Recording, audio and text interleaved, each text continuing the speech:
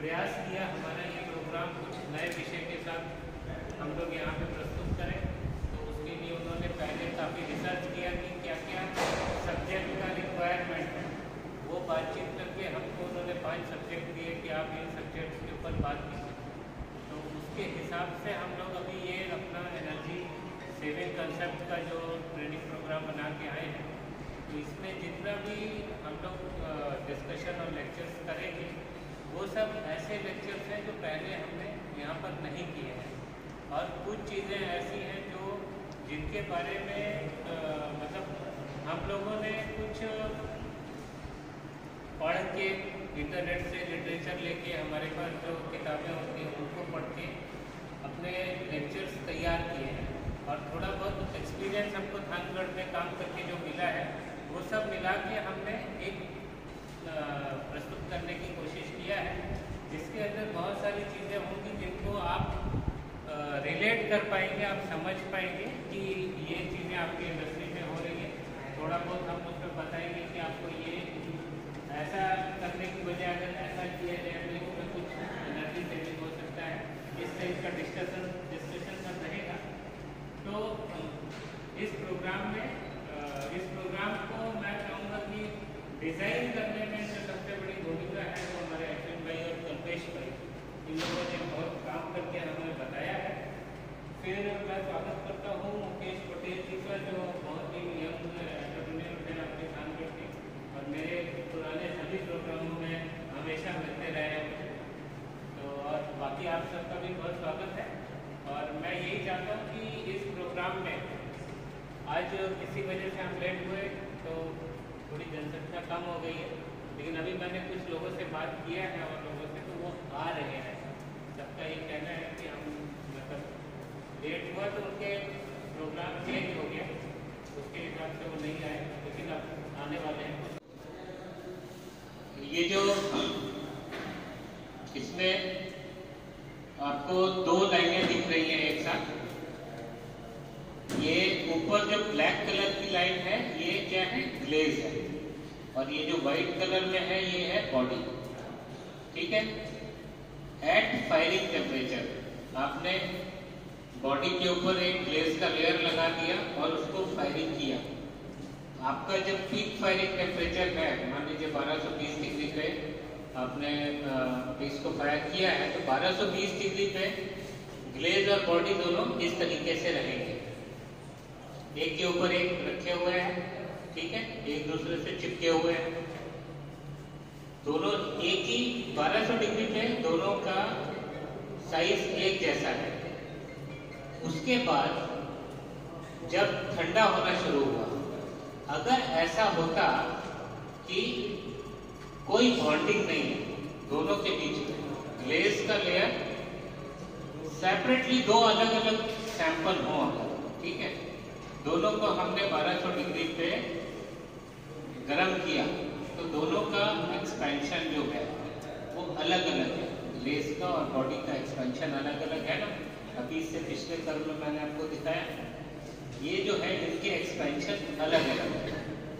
तो अगर ये विदाउट बॉन्डिंग रखे हैं तो ग्लेज और बॉडी ये इस स्थिति में है। अब जब ठंडा होगा और दोनों आपस में चिपका हुआ है तो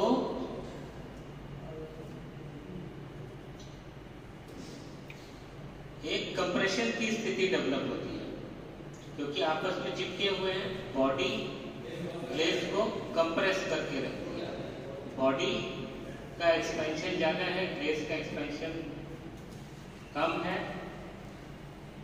तो बॉडी जब ठंडी होती है तो वो ज्यादा श्रिंक करेगी, ग्लेज कम श्रिंक करेगा। समझ में आ रहा है? नहीं, जो चीज जितना एक्सपैंड करती है गर्म होने पर, ठंडा होने में वो उतना ही सुकड़ जाएगी।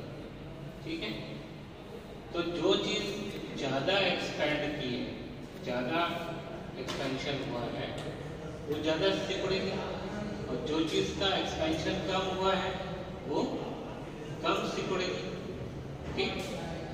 बॉडी का एक्सपेंशन ज़्यादा होता है, उसके ऊपर ग्लेज चिपका हुआ है, तो बॉडी ज़्यादा एक्सपेंड होती है तो ज़्यादा कंट्रैक्शन कर रही है, ये ग्लेज है, ये बॉडी है, ये ज़्यादा श्रिंक कर रही है, ठीक है। तो ग्लेज इस पे चिपका हुआ है तो क्या ग्लेज के अंदर एक दबाव पैदा होता है, दबाव पैदा होता है। अगर उसमें समझो बॉडी ग्लेज ज्यादा श्रिंक करे, अगर ग्लेज ज्यादा श्रिंक करे और बॉडी कम श्रिंक कर रही होगी तो ग्लेज के अंदर क्या होगा, टेंशन पैदा होगा। और अगर बॉडी ज्यादा श्रिंक कर रही है, ग्लेज कम कर रहा है, तो ग्लेज में एक दबाव पैदा होगा। और कमजोर मटेरियल कौन सा है, ग्लेज। बॉडी में तो स्ट्रेंथ है, ग्लेज एक कांच है, वो कंप्रेशन में तो रह सकता है, टेंशन में नहीं रह सकता। आप कोई भी कांच की प्लेट है, उसको जमीन पे रख दो, उस पर खड़े हो जाओ, कुछ नहीं होगा। लेकिन उसी प्लेट के नीचे 2 ईंटें रख दो और फिर बीच में खड़े हो जाओ तो फुड़ुक से टूट जाएगा, है ना। तो टेंशन में नहीं रह सकता, कंप्रेशन में बहुत सारा वजन उसमें रख दो, कुछ नहीं होगा। ग्लेज का जो कंप्रेसिव स्ट्रेंथ है वो उसकी टेंसाइल स्ट्रेंथ से 3000 टाइम्स ज्यादा होती है, 3000 टाइम्स ज्यादा होती है कंप्रेसिव स्ट्रेंथ। तो इसके लिए उसको हम हमेशा कंप्रेशन में रखते हैं।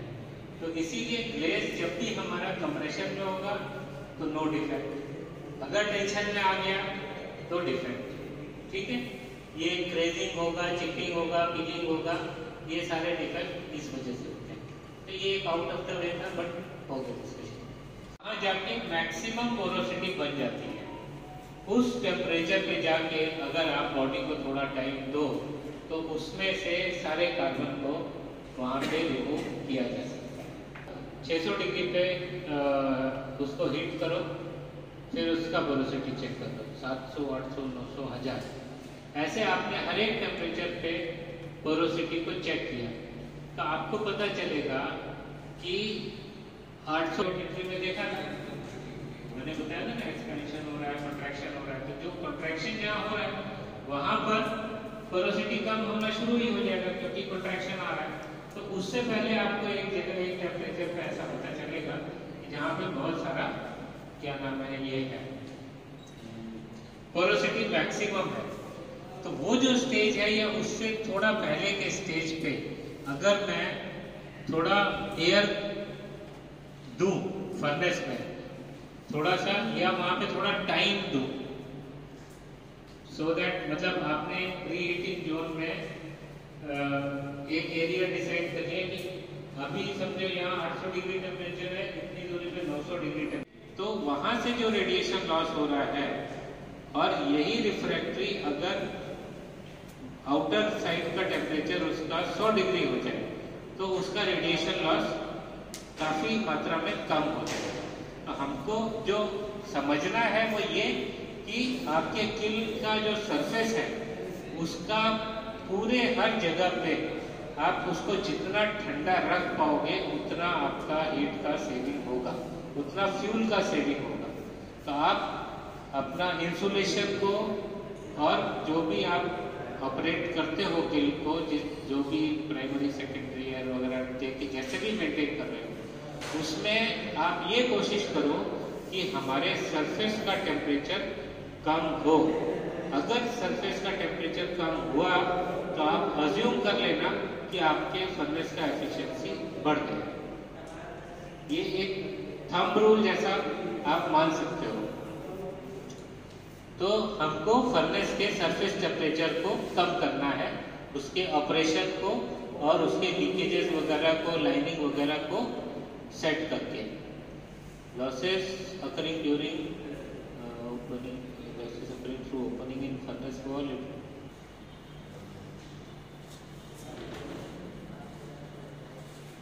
एक यहाँ पे ये एग्जांपल दिया हुआ है कि अगर 1000 डिग्री सेंटीग्रेड पे कोई रेडिएशन लॉस हो रहा है, वो 12,500 किलो कैलोरी है, वही टेम्परेचर अगर 1400 डिग्री सेंटीग्रेड हो जाएगा तो ये loss 35,000 kilo calorie per hour हो जाएगा। Kilo calorie per hour. नहीं, ये मतलब एक सर्कमस्टेंसेस बताया है। 12,500 किलो कैलोरी एक घंटे में लॉस होगा रेडिएशन के through from a 1000 centimetre square opening from a furnace at 1000 degree centigrade. कोई फर्नेस अगर जो 1000 डिग्री सेंटीग्रेड पे ऑपरेट हो रही है उसमें, और जिसमें एक 1000 सेंटीमीटर स्क्वायर की ओपनिंग है, ठीक है, तो उसके थ्रू जो लॉस हो रहा है वो 12,500 किलो कैलोरी हो रहा है। और यही फर्नेस को अगर आप 1400 डिग्री पे हीट कर दोगे तो इतनी ही ओपन स्पेस से आपका 3500 किलो कैलोरी लॉस हो जाएगा। ये कहने का मतलब है, मतलब रेडिएशन लॉस जो है वो टेम्परेचर डिपेंडेंट है। टेम्परेचर के 4th पावर तक वो इंक्रीज होता है।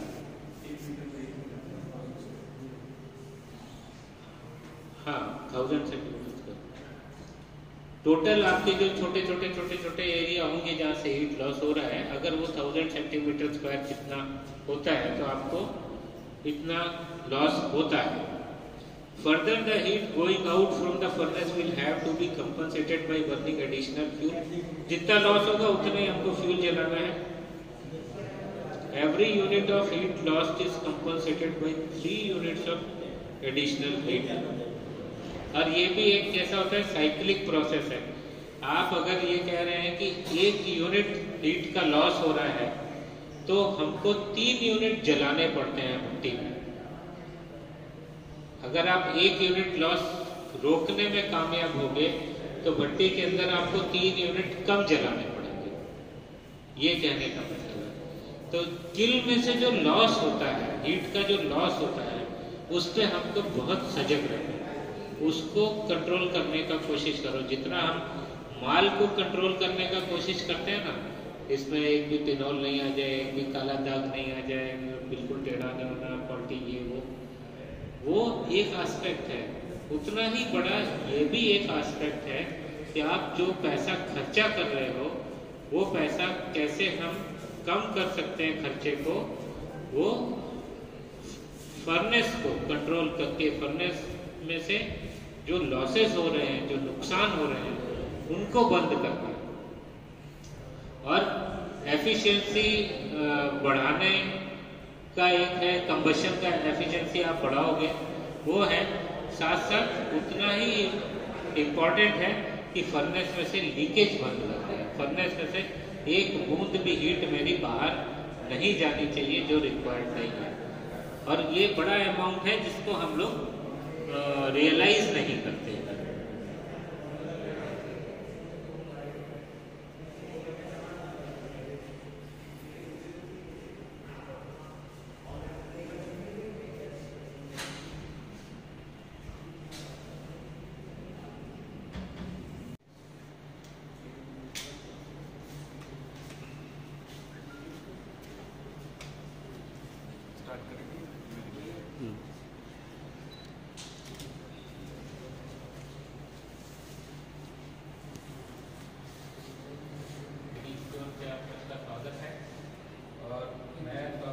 चाहता हूँ अपने साहसिक उद्योगपति श्री दुष्यंत भाई सोमपुरा जी का। आपने यहाँ पधार के हमारा बहुत मान सम्मान बढ़ाया और आपका ट्रेनिंग में जो इंटरेस्ट है वो देख के हम लोग को बहुत अच्छा लगता है और हमारा मन करता है कि हम बार बार जाके खासगढ़ में इस तरीके के प्रोग्राम कंडक्ट करें। दूसरे हमारे डायरेक्ट से उपस्थित फर्स्ट फायर स्पीकर के उद्योगपति और साहसिक श्री कमलेश भाई मोदी जी का आपसे मुलाकात करके बहुत अच्छा लगा और मैं कभी कोशिश करूँगा कि मैं आपका फैक्ट्री पर भी विजिट करूँ, है ना। हमारे टीम को भी आपके यहाँ जाके कुछ सीखने को मिल सकता है। फिर स्वागत करना चाहूँगा युवा ने महंती उद्योगपति संजय भाई करोड़िया जी का। आपका बहुत स्वागत है यहाँ पे। और हम लोग CGCRI की ओर से खासगढ़ के लिए हमेशा इस अपने प्रयास को जारी रखने की कोशिश करते रहेंगे। और मेरे बहुत पुराने मित्र हैं राधा भाई गंगलिया, इनके फैक्ट्री पे, इनके वॉश प्लांट पे मैं एक हफ्ते रहा भी था। और वैसे यहाँ राइस बॉटलिंग में रहते थे, जब हम लसड़ का प्रोजेक्ट किया था, तो उस प्रोजेक्ट के लिए मैं लाला भाई के फैक्ट्री पे एक हफ्ते तक रह के वहाँ पे काम किया था। और लाला भाई भी बहुत मतलब मैंने जैसा उनको ऑब्जर्व किया, बहुत ज़्यादा काम में रुचि देने वाले व्यक्ति है। उन्होंने हमारे CGCRT से एक ब्लेंडेड क्ले का टेक्नोलॉजी किया था, और उसके बाद मतलब खान क्ले का क्वालिटी इम्प्रूव करने के लिए उन्होंने काफ़ी मेहनत शब्दों के साथ आज का ये प्रोग्राम समाप्त करेंगे। फिर हम कुछ कमेंटोज देना चाहिए।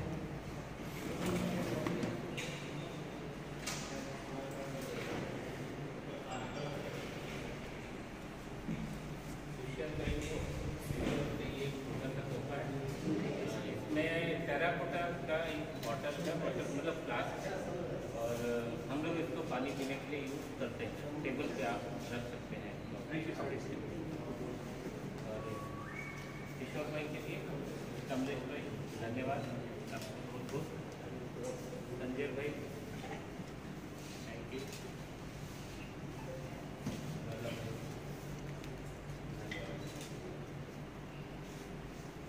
तो अभी ये हमारा चिमनी से जो गैस बाहर जा रही है वो 250-300 डिग्री पे है, तो उसमें से रिकवरी हो सकता है एयर का? नहीं, उसको खींचना नहीं है, इनडायरेक्ट करना है, उसके थ्रू एयर को खींचना है। ठीक है, तो ये आप लोग मतलब आपको ये चीज पता करना पड़ेगा, मुझे थोड़ा कम आइडिया हो रहा है कि 250-300 डिग्री पे जो अगर फ्लू गैस बाहर जा रही है तो उसमें कोई रिकुपरेटर लगा के उसके थ्रू हम एयर को कितना गर्म कर सकते हैं। हीट एक्सचेंज के थ्रू होगा तो कितना गर्म कर सकते हैं? 100 डिग्री से ज़्यादा नहीं होगा, लेकिन 100 डिग्री की भी एयर आपको कंटिन्यूसली मिलती है, पर आप उसको सीधे वहाँ प्राइमरी एयर में डालोगे बर्नर में। प्राइमरी एयर सर वो तो हम गर्म करके देते हैं? नहीं, वो रैपिड कूलिंग से रेक्यूपरेटर से लेते हैं। उसका टेम्परेचर अराउंड 300-400 डिग्री होता है। अच्छा। बट समटाइम्स जो एल्यूमिनियम बर्नर्स है वो काम नहीं करती, मतलब उनको you need a special kind of burner to get अच्छा, तो बर्नर स्पेशल लाने पड़ते हैं। तो एल्यूमिनियम की बजाय आप कास्ट आयरन का बर्नर होगा? कास्ट आयरन के मिलते ही आजकल इटालियन बर्नर। अच्छा, तो वो उसमें आप तो फिर ये कर सकते हो। और जो फ्लू गैस का चिमनी है वो हम लोग एंट्रेंस कंट्राविट में डाल सकते हैं।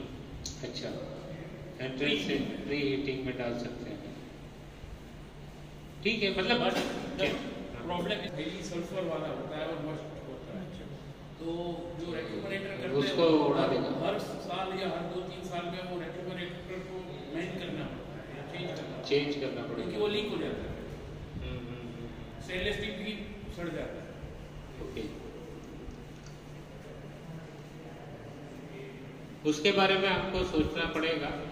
मीन्स वहाँ पे अगर हम मेटल यूज़ कर रहे हैं और रिक्यूपरेटर है तो मेटल ही चाहिए, लेकिन दूसरा एक तरीका ऐसे हो सकता है कि वो सेरामिक के पाइप्स हो, और सेरामिक के पाइप्स तो ऐसा सेरामिक जिसका थर्मल कंडक्टिविटी ज़्यादा है, वो सेरामिक के पाइप हो, वो वहाँ बैठे हो, उसके बीच में से हम एयर घसीटेंगे, तो वो सिलिकॉन कार्बाइड हो सकता है। सिलिकॉन कार्बाइड का तो सर वो चिमनी का पाइप का ऐसे हम सिलिकॉन कार्बाइड का तो मैक्सिमम अंदर का 40-50 mm का होल आता है। सिलिकॉन कार्बाइड के पाइप हैं? वो पाइप हैं आपके पास? वो तो है, वो सब हम लोग ट्रॉली में यूज करते हैं। ट्रॉली में सिलिकॉन फर्नीचर में यूज करते हैं। अच्छा, वो चौरस वाला जो है वो पाइप शेप में। ओके, तो वो काफ़ी सारे बैठाने पड़ेंगे जिसके थ्रू आप उतना एयर खींच सको जो मतलब हीट कुछ आपको मिल जाए, रिकवरी हो जाए।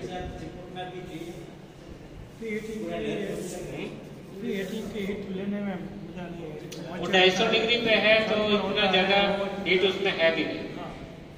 100 ही मिलेगा सर, 100-125 के आसपास ही मिलेगा। 100-125 के बीच में, बाकी उसमें भी हीट लॉस होता है व्हाइल ट्रांसफरिंग इनटू द हाँ, वो तो रेडिएशन लॉसेस रहते हैं।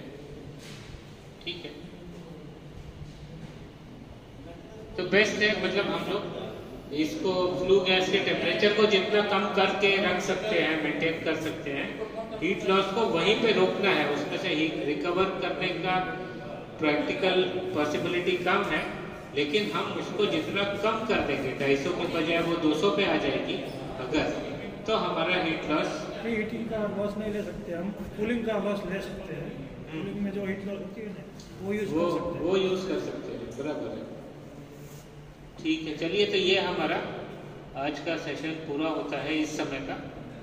આ સોફ્ટવેર આપણું જે છે એ આપણે સેને ફિગરમાં એપ્લાય કરવાનું છે. એટલે ચેક કરીને કાઢી મૂકવાના અશ્વિનભાઈ. ચેક કરીને નહીં કાઢી.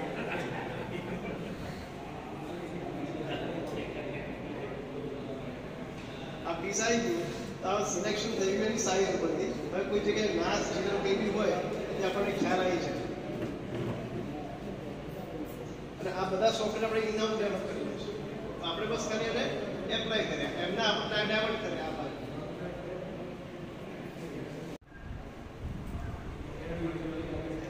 આ એક આપણે લાસ્ટ ટાઈમ એક્ઝિબિશન કરેલું ઇન્ડિયન સિરામિકમાં. બસ આપણે આજે એક્ઝિબિશન કરેલું દુષ્યંતભાઈ, બસ એ જ આપણે એમાં આ બે પ્રોડક્ટ જ આપણે કરેલી ખાસ, કે ફાયરલેસ સિન્ટરિંગ અને રોબોટિક લેસિંગ. એમાં જાપાનનું ડેલિગેશન બી આવેલું આ રોબોટિક્સ આ ફાયરલેસ સિન્ટરિંગ માટે, અને સેકની બી ઇન્ટરેસ્ટ બતાવેલો. એ લોકો આપણને BHU બનારસ હિન્દુ યુનિવર્સિટીમાં ઇન્વાઇટ બી કર્યા છે કે હાઉ યુ એટલે કે ત્યાં સિરામિક ચેલેન્જ છે, કીધું કે તમે કેવી રીતે અચીવ કરો છો એમ વિધાઉટ ગેસ સિન્ટરિંગ.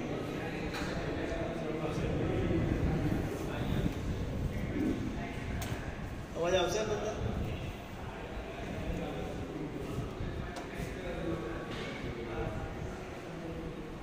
એક આપણી બીજી પ્રોડક્ટ છે,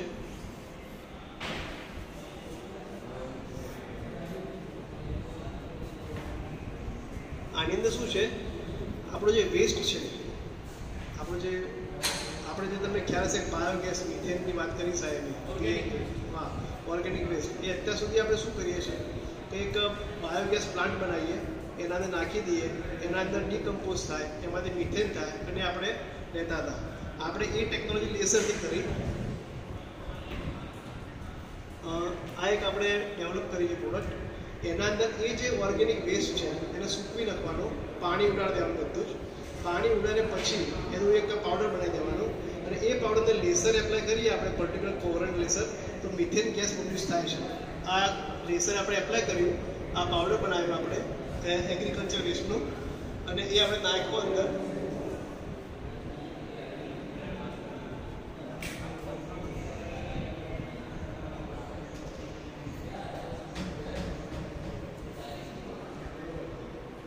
મિથેન છે આ જે ખરું, આ જે દેખાય છે એક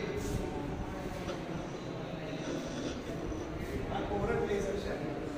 લેસરથી આપણે એક્ઝેક્ટ એ જ હીટ આપી, એ શું છે એવું તો ડિટેલમાં આપી શકું છું, પણ આપણે સાહેબનો ટાઈમ છે એટલા માટે કે કઈ સિસ્ટમ છે, કઈ ટેકનોલોજી યુઝ કરી છે, વસ્તુના વેસ્ટની એમને પણ કેટલા કિલો કેટલા મીટર ગેસ કેટલા કેજી ગેસ એ ડેટા વાળી છે. વેબસાઇટમાં મૂકેલું છે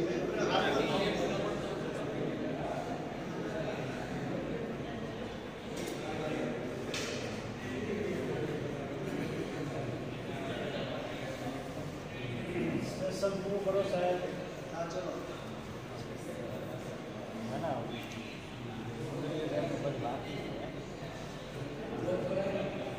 क्या तुमने अक्षय उसको ये उसमें तुमने शेयर करो शुरू करा